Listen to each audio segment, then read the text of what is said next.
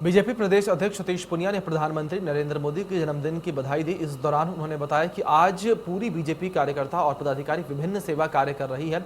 उन्होंने कहा कि प्रधानमंत्री मोदी ने जनप्रतिनिधि के तौर पर 20 साल काम किए। इस अवसर पर सेवा और समर्पण अभियान शुरू किया गया है और अभियान के तहत कई सेवा कार्य किए जाएंगे। इस दौरान पूनिया ने प्रदेश सरकार के खिलाफ जमकर हमला बोला और प्रधानमंत्री मोदी के जन्मदिन पर यूथ कांग्रेस के प्रदर्शन पर तंज कसते हुए कहा कि देश भर में कांग्रेस कार्यकर्ता बेरोजगार हो गए हैं, वो इसलिए आज बेरोजगार दिवस मना रही हैं। वहीं पूनिया ने RSLDC घूसकांड पर भी सरकार को घेरा। पूनिया ने कहा कि पिछले 2.5 साल में कांग्रेस के भ्रष्टाचार की लिस्ट लंबी है। जनता की अदालत में कांग्रेस दोषी है और प्रदेश में कानून व्यवस्था पूरी तरीके से चौपट हो गई है। पूनिया ने कहा कि देश में कांग्रेस का सूपड़ा साफ हो रहा है। कांग्रेस राजस्थान में भी जल्द जाएगी।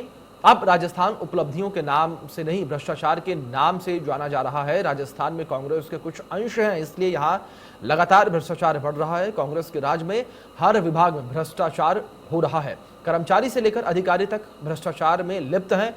इसकी कीमत आज नहीं तो कल कांग्रेस को चुकानी होगी। यशस्वी प्रधानमंत्री माननीय नरेंद्र मोदी जी का जन्मदिवस है।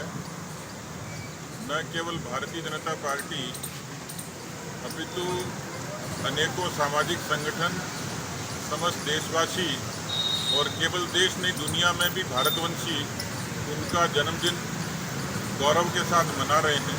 जो होता है कि 70 सालों में 50 बरस राज करने के बाद में जो समस्याएं राहुल गांधी जी, कांग्रेस पार्टी और यूथ कांग्रेस के लोग उठाते हैं, बेरोजगारों की समस्या तो ऐसे उठा रहे हैं जैसे उन्होंने नौकरियां दी और बीजेपी ने हटा दी हों।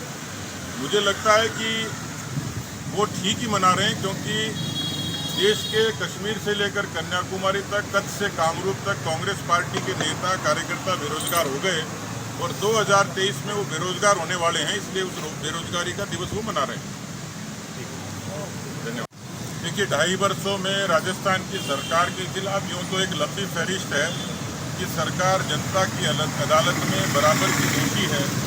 किसान कर्जा माफी, कानून व्यवस्था, भ्रष्टाचार, बेरोजगारी, लेकिन एक शब्द भ्रष्टाचार, ऐसा लगता है कि कांग्रेस ने उस परंपरा को, बाकी जगह तो जनता ने कांग्रेस को नकार दिया, सत्ता पर काबिज नहीं है, लेकिन राजस्थान में उनके कुछ अंश बाकी हैं। इसलिए उस भ्रष्टाचार के वायरस को, उस भ्रष्टाचार की गंगा को, जो दिल्ली में कभी बोफोर्स के रूप में, कभी जीप घोटाले के रूप में, कभी 2G घोटाले के रूप में, कभी कॉमनवेल्थ के रूप में ये प्रवाहित होती थी, वो राजस्थान इस समय कई मामलों में अग्रणी है, शुमार है, उपलब्धियों के नाते नहीं, शर्मसार होने के नाते।